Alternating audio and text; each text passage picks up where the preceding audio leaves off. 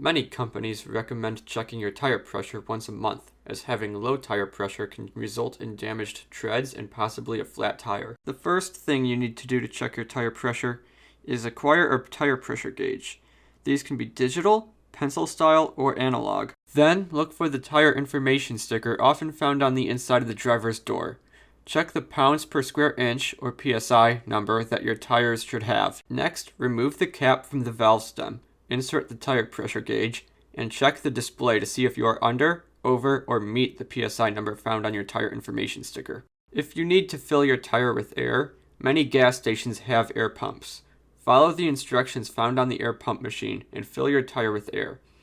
Many gas station air pumps have gauges built onto the hose, such as the one you see here, that help you check your tire pressure as you fill it up with air.